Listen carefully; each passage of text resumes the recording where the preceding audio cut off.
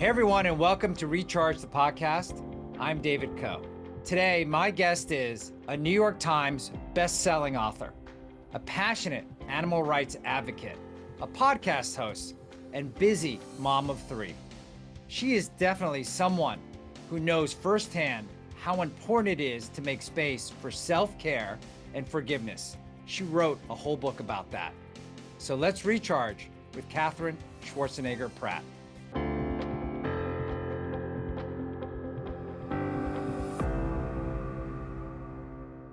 Welcome, Katherine. Thank you. Thank you for having me. No, thank you so much for being here today. We have literally so much to talk about, and I know you hear that quite often, but I truly mean that. We literally have so much to talk about. And there's a question that I like to ask all my guests before we get started. And this podcast was inspired by a book I wrote.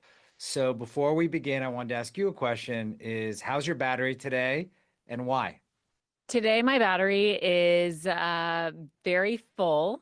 I mean, I would say that if you ask me like my sleep quality, I would say it's like always with young kids, a little dodgy, but my battery's full. I'm so excited to be here. I haven't been to New York in 2 years. So Wow. I'm really excited to be back. The energy here, I was saying to my mom yesterday, it's like you come here and you get this rush of energy that I feel like you just cannot be lazy in the city. Like it's just, you want to get things done, you want to go out. And so I'm really excited to be here for my book and really excited about the book coming out. And it's a special one for me. So a full battery for me.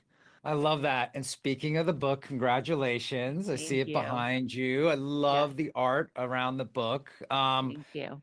Your book is such a beautiful story about overcoming fear and finding confidence through connection. Mhm. What really inspired you to write this book and why now?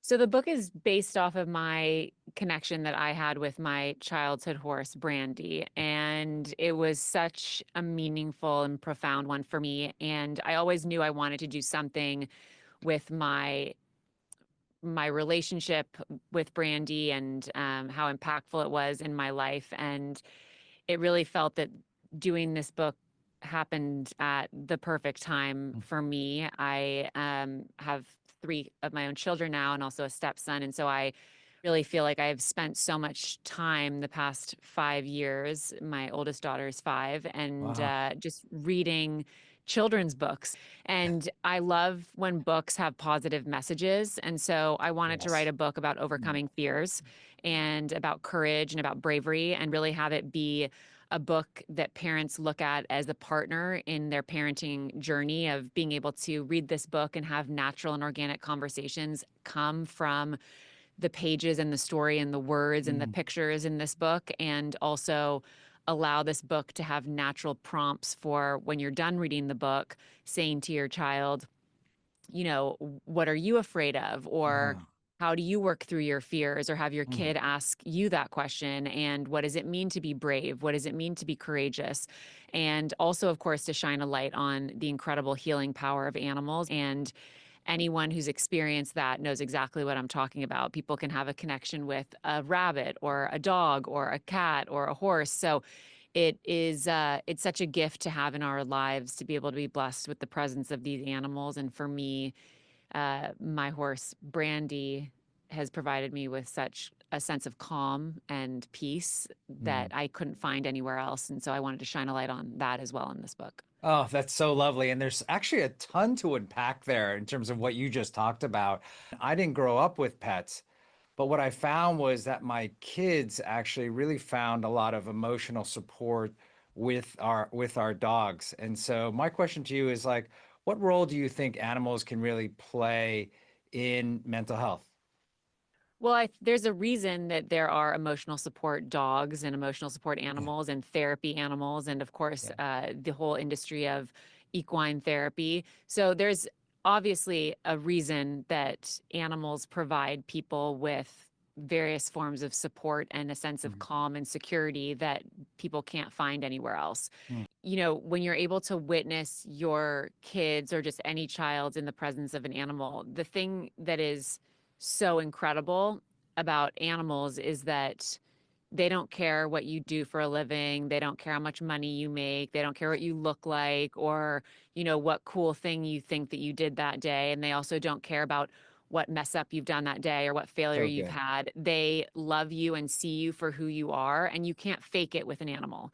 I remember my mom taking my sister and I to do equine therapy after her and my dad separated. Mm, And I was like, oh, I've been around horses forever. I've got mm, this. Like, this is going to be no problem. mm, And so I walked in with a sense of confidence and like, okay, I can just do this, with my eyes closed. mm. And the horses did not vibe with that energy at all. No. And it took me Wow. a very long time, even as someone who has been around horses my whole life and felt comfortable around them, to work through these different tasks and in this course of equine therapy Mm. in a way that I was very surprised by and also at times frustrated by because I couldn't sweet talk the horse because the horse doesn't care and like they pick up on your energy. They know exactly, who So you true. are, what you're about, and they require you to show up as your true authentic self. And so I think that's such a gift to be able to give to anyone at any age and especially children because you know, they can sense that unconditional love. And to have that feeling of feeling unconditionally loved at any age is such a huge blessing and a huge gift to have. That's such a good point because we actually had an offsite here at Com a couple years back, and we had this partnership we did with Mars Pet Care, and we brought dogs actually to the event that we could go and pet and actually spend some time with, and so it was something different for us as a company. Mhm. What was really interesting was I've never had an event where everyone showed up on time, everybody came, and everyone was so excited. And so Yeah, you just I'm kind of sure. realize like there's something here for the corporate world as well. It's not just for children. So as you were saying, it's something for all ages.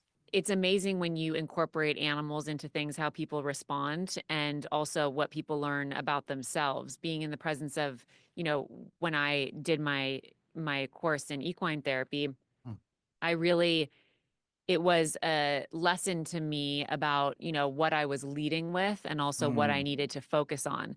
And I look back, especially on, when writing this book on my childhood, being around horses and the comfort that I felt there and the feeling of safety and calm and peace that I experienced being at the barn and just even caretaking for the horses and the mm. animals. It's like I gave myself an unintentional course in equine therapy because it was really the place that for me as a child, I felt like, okay, I can be my totally true, authentic self here. I don't have to, we, especially in adolescence, we grow up and we're trying to fit in or we're trying to do the latest trend or, be someone that we're not. And at the barn, I was able to really just be myself. And so that was such a gift to be able to have that. And I think one that people of all ages will benefit Oh, from. so good. I Yeah. want to switch gears just for a little bit. I mean, you mentioned this briefly in the beginning. Yeah, you're raising three very young children, one Yeah. stepson. You guys have, as a family, a very, very active lifestyle. You're Mhm. hosting a podcast, and somehow you have found time to write this amazing book. How do you manage that all, and how do you manage your own kind of mental health or, while doing all these different things? I mean, it's definitely not easy. I feel like I've always, everybody always asks me, like, how do you balance it all? And I always love to remind people that I don't. There's no such thing as like balancing it all, it doesn't exist. And anyone who tells you that it does exist is lying to you. And it's creating like this unnecessary pressure to try and do everything at the same time really well, which is not a realistic Right. thing to have for yourself. So I think just understanding that and wrapping your head around that is really a great and a big relief to be able to do. Um, Leading up to this, book launch, it's been an interesting adjustment because I had my son almost a year ago, and I've, had a very wild year with Mm, his first year of life and also balancing my children and my husband being away on location mm, working. And I would say that I look at these moments in life as seasons. And mm. this right now is a work focused season for me. And launching this book is, Yeah. something I'm really excited about and I'm passionate about. And I feel lucky that I have a husband who supports me in that and knows that, okay, he has to be home because this is the first time that I've left my two daughters, the first time I've ever been away from them, was to come Wow. to New York to launch this book. And so he made sure that he was home to be with the girls while I came here with the baby. And so, balancing it, I think for me, communication is so important to be able Mm, to try to do all the different things that all of us are doing in the best way that we can, and also giving yourself grace that there are certain roles in life when, for example, for me, when I'm in a busy season with work, there are other parts of my life and other roles in my life that don't get as much attention in this time that they do in other times, and that's mm. okay.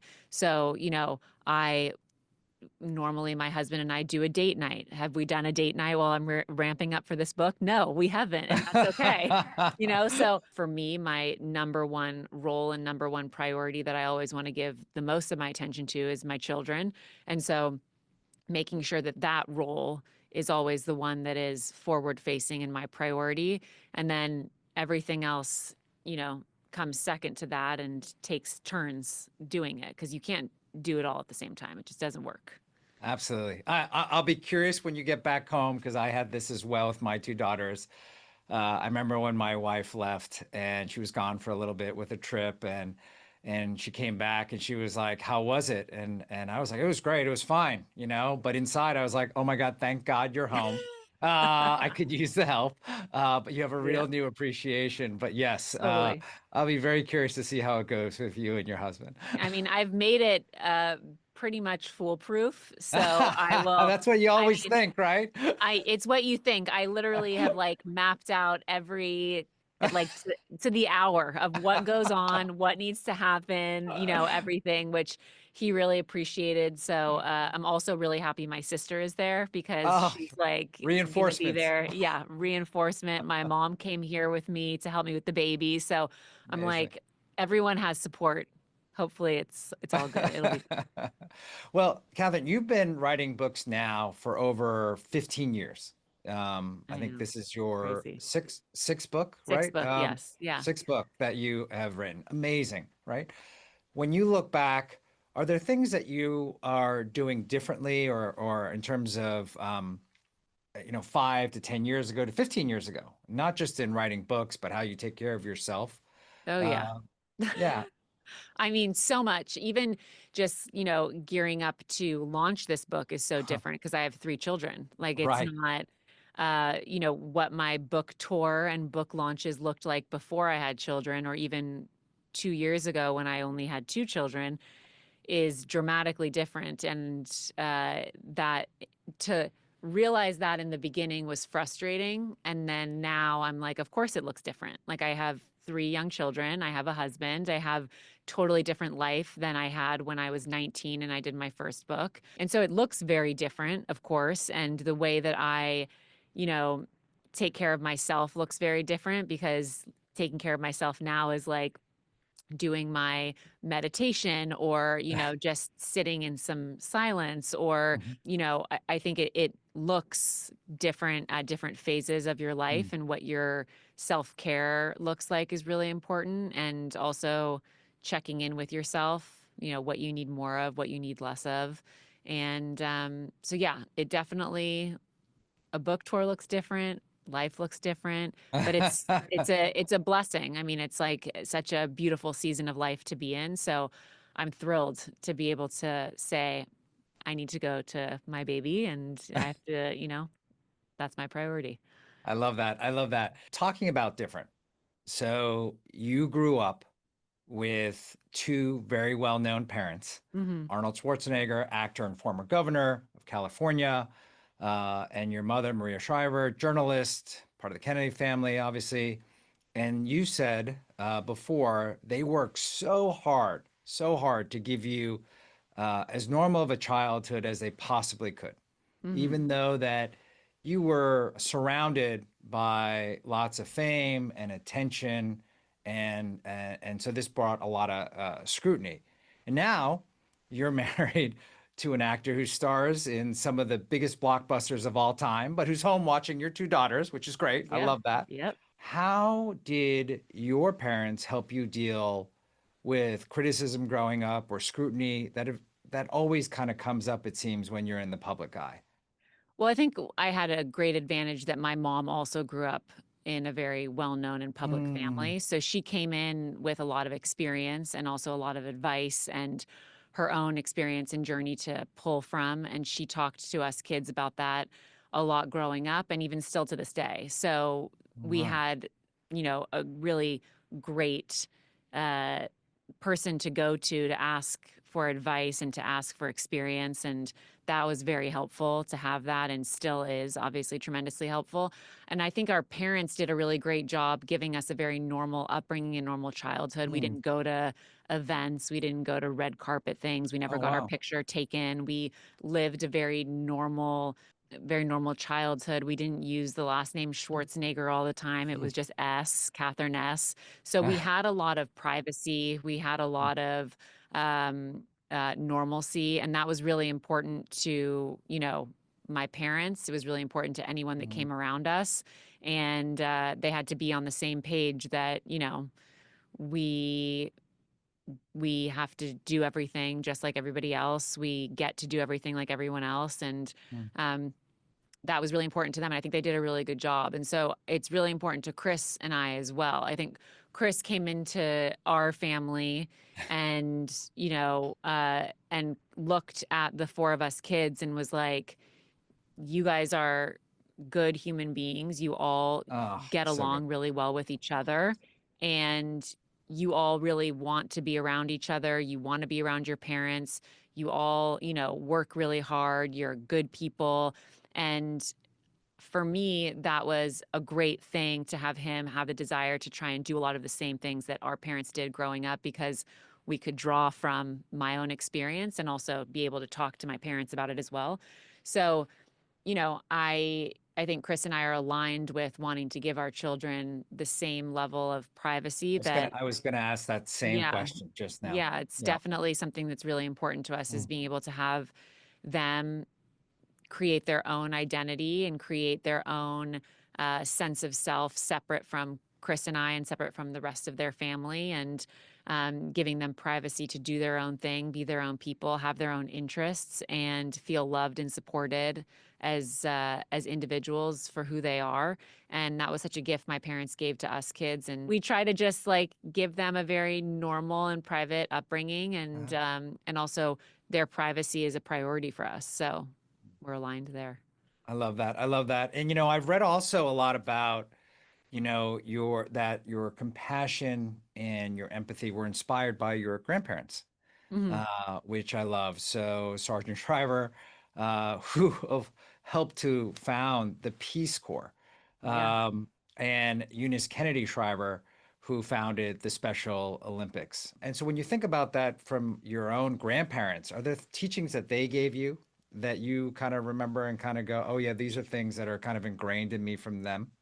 To always be of service for sure. Mm, I think, for my grandparents and for my parents and uh, now myself as a parent, always instilling in your children that they're here to make the world a better place. And how can you do that? How can you take your passion and make the world a better place? How can you put things out into the world that make the world a better place, that someone allows someone to feel less alone in their journey, mm, allows someone to feel supported. And that's, I think, what my grandparents did really well. They did it on a massive, massive scale, which I find to be so inspiring and mm, amazing. And I really tried to, with my books or with my interviews for BDA Baby, really tried to have the same mentality that, you know, I am here on this earth to, I think I'm here on this earth, number one, to be a mother and also to always put things out there, put work out there, um, put anything out there in the world that makes it a better place, has positive messaging, and also allows someone to feel less alone in their journey. And so I feel really lucky and blessed to be able to look at all they accomplished and feel inspired by it and not frozen by mm. it. So, Mm, so well said. I want to switch to something we talked a little bit about earlier, which is around meditation. mhm. And really for us here at Calm, there's such a big linkage between your mental health and your physical health. We know that there's a deep bond and linkage between the two. So, how you take care of yourself physically can show up how you take care of yourself mentally and vice versa. Mhm. You talked a little bit earlier about meditation. Can you just talk about how you came onto meditation and what that means to you? Yes, I can. So I actually, my mom, when my parents first split up, my mom was introduced to TM, which is a form of meditation, transcendental meditation. And she decided to implement the practice into her life and do an amazing course in it.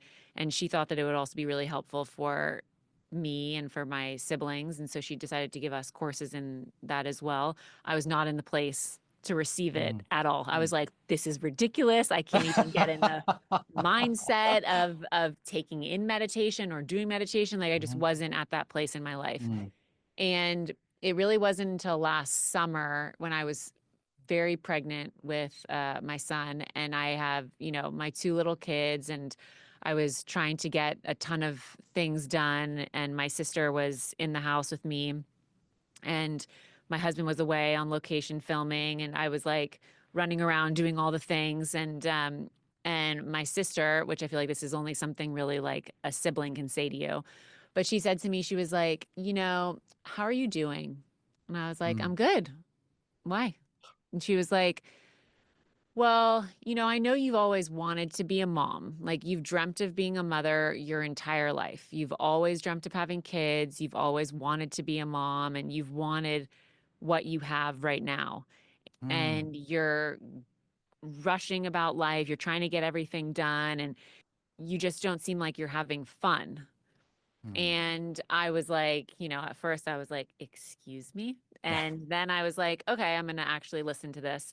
And so I sat with her saying that to me. And I was like, you're right. Like, I'm trying to get everything done. I'm trying to get everything, like, situated and organized and do things perfectly. And I was like, I don't have the ability to co regulate enough mm, with my children. If they have big feelings, I can't help them co regulate. Like, I can't, I just did not have the bandwidth in me. And mm, so I was like, I need to change something about my life and my routine. So I allow for more patience and more calm in my life and allow for more of myself being centered. And so, mm, I decided to redo my course in TM and implement meditation into my life. And it's something that I do every morning, and that's become a practice of my life. And it oh, has that's changed great.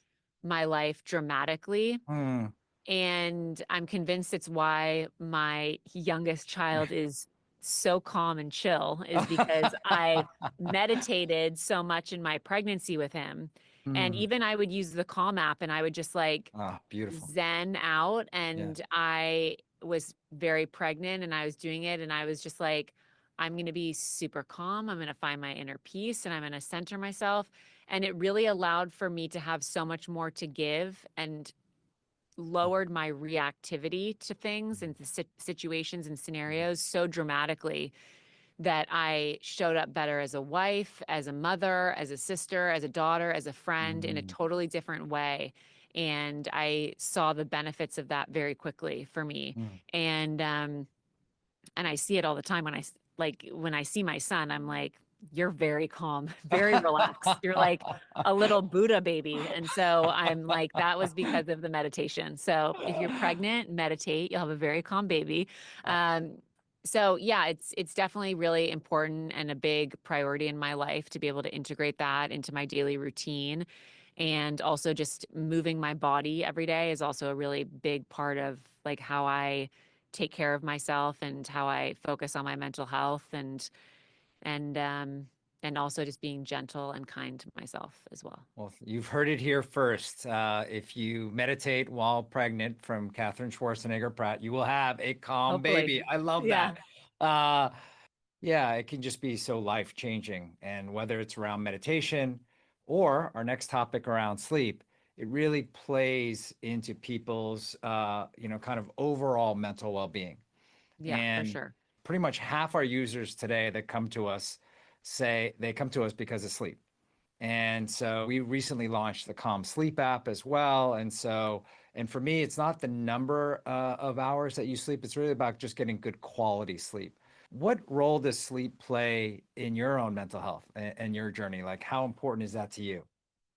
Listen, I'd like it to be more of an experience in my life. I think it's a tough question to ask someone with young children because it's Yes. really so unpredictable. It's really Mm. and I think that that gives people a lot of anxiety about, how unpredictable your sleep schedule can be. If you're someone like me who, before having kids, I was early to bed, early to rise. I got a solid amount of sleep. I've never been someone to sleep in. I just have never had the ability to do that. It's probably because I fear my grandmother or my father walking in and asking me what I've done so far that day. And the idea that I could answer nothing but sleep is terrifying.